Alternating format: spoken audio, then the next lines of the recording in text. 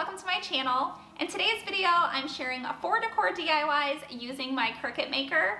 Each project is super simple and easy to create, so if you're someone who's just starting out using a Cricut machine, or maybe somebody who's just looking for an easy Cricut project, then I really think that you'll enjoy today's video. I do want to thank Cricut so much for sponsoring today's video. Now let's go ahead and get started.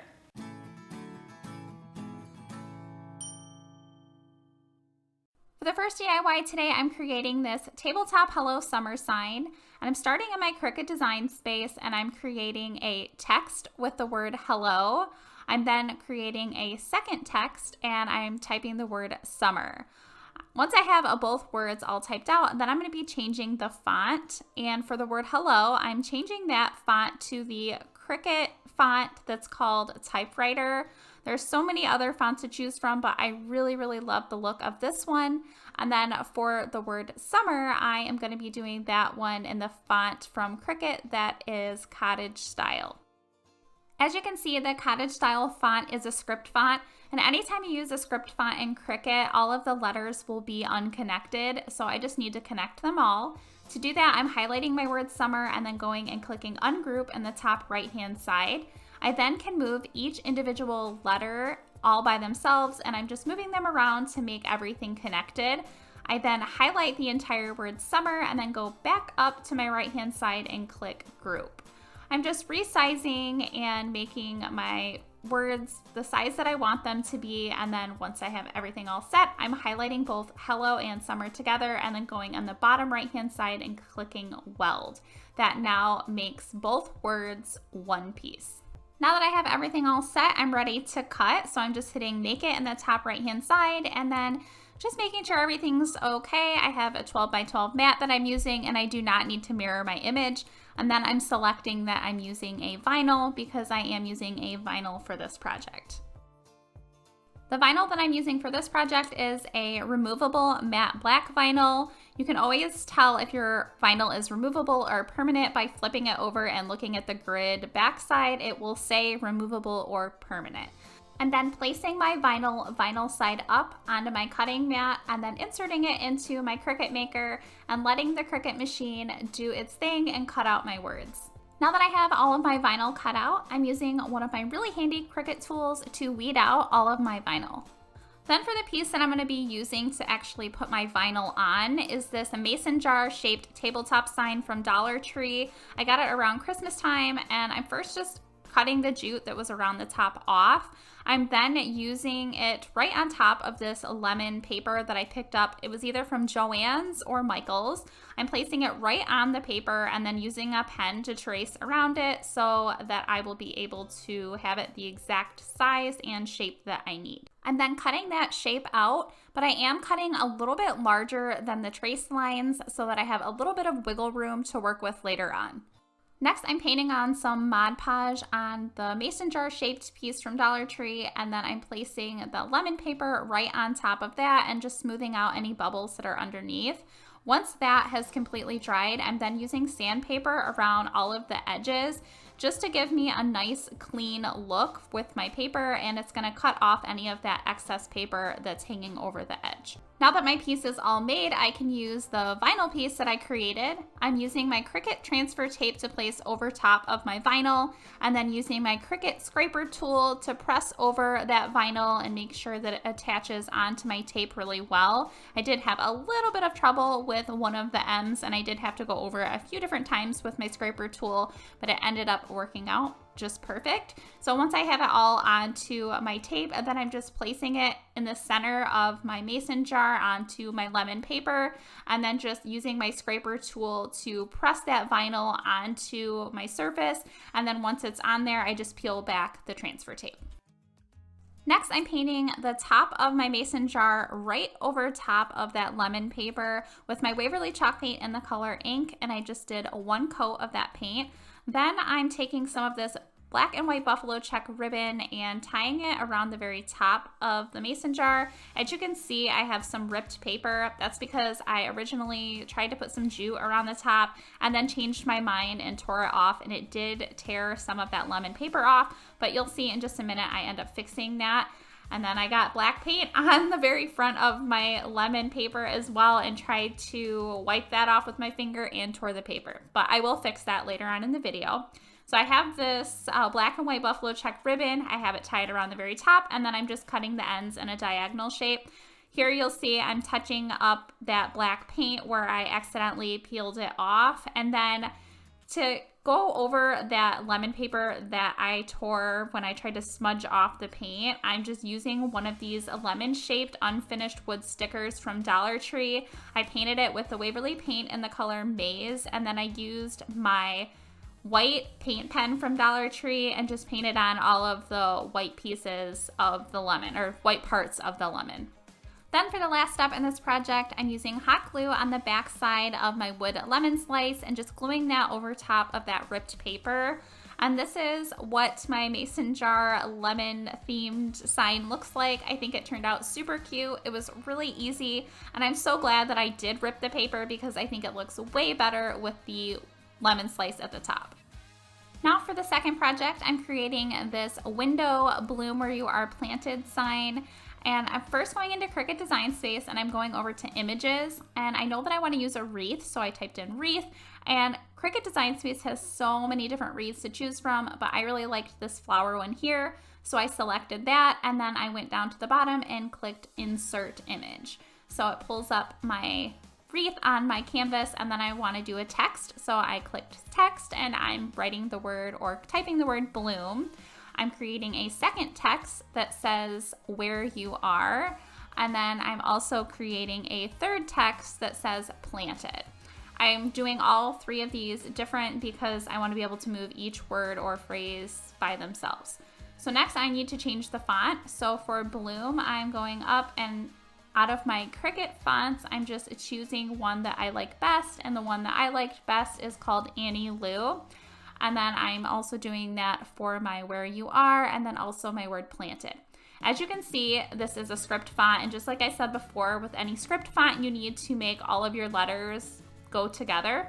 So I just clicked on the one that I want to put together first. I ungrouped them, and now I'm just placing each one of the letters together so that I have an entire word and there's no spaces between my letters. So then I highlighted the word and grouped that back together. And then, like I said, I did the same thing for my words planted and then my phrase where you are, and I used that same font, Annie Lou, once again. Now that I have all of my words all finished, I'm then resizing everything. I want my words bloom where you are planted to go inside of my wreath, so I'm just getting everything sized down to the size that I want it to be.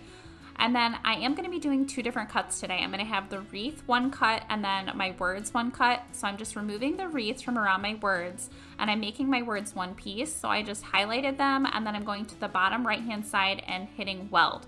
So that welded everything together so that all my words are one piece, and then I have my wreath as one piece. So now I'm ready to cut everything out.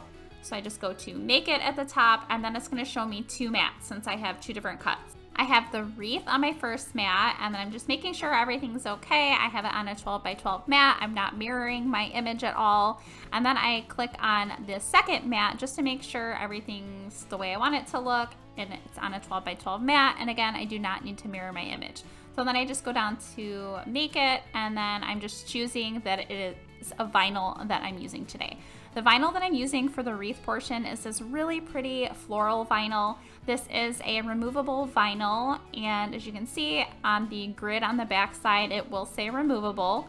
And then I'm just placing that vinyl side up on my cutting mat, and then just placing it into my Cricut machine and letting it cut out my design. Then for my words, bloom where you are planted, I'm using this really pretty green removable vinyl. I'm just placing that onto my cutting mat, vinyl side up, and then letting the Cricut Maker cut that out as well. Now that I have everything cut out, I'm then using my Cricut tool to help me weed out the vinyl on my wreath, and then also the vinyl for all of my words, bloom where you are planted. For this project today, I'm using one of these 8x10 photo frames from Dollar Tree, and I'm going to be placing my vinyl onto the glass, and I will not be needing the backing of this frame, so I'm just removing everything. And then for the actual frame part, I'm painting that with my Castle Color chalk paint from Folk Art, and I did do 2 coats of this paint. Then once that paint color was dry, I went in with my Dollar Tree stencil brush and my Waverly paint in the color Plaster, and I dry brushed that over top. Then it was time for me to add my vinyl cutouts to the glass portion of my frame. I'm using the Cricut transfer tape on top of my wreath, and I'm just pressing over that with my Cricut scraper tool to make sure that the vinyl attaches to the tape. And then I did have to go over it a few extra times in a few spots. This is a piece of transfer tape that I'm using for the second or third time, so it didn't stick as well as it would have the first time. I'm then centering my wreath on the glass of my frame and then using that Cricut scraper tool once again to press that vinyl onto the glass and then just removing the transfer tape. I'm then doing those same exact steps to get the bloom where you are planted words onto my transfer tape. I'm then placing that in the center of my wreath and transferring those words onto my glass. Then for the last step, I'm taking the glass and placing it back into my painted frame. And here is my window picture all finished. The Cricut Maker and Cricut Design Space are so user-friendly. I've been able to create so many unique and customizable decor pieces for my home and really stay on budget. It has truly been a lifesaver and saved me so much money by being able to create my own decor. And now for the third and final project today, I'm making these beautiful Infusible ink coasters. For this one, I'm pretty much just using the Cricut Design Space images, but I am going to show you how I did them. I went to images and typed in bees, and I am going to be going over and selecting draw only. And then I'm just choosing a bee that I want to use on my project. And then I'm selecting that. And then I'm gonna go back up and search for wreaths. And then I'm just searching through the wreaths in the Cricut Design Space and finding one that I like. I actually chose 2 and inserted them on my canvas before I decided which one I wanted. I just kind of placed the bee in a few different spots on the wreaths and then chose the one I wanted. That's really a great option. You can always just insert a bunch of different things on your canvas and then kind of pick and choose what you want when you visually see it together. Then I'm resizing my wreath. I know that my coaster is a little bit larger than 3 inches, so I need my wreath to fit inside of that. I'm just resizing that and then also resizing my bee to go inside of my wreath.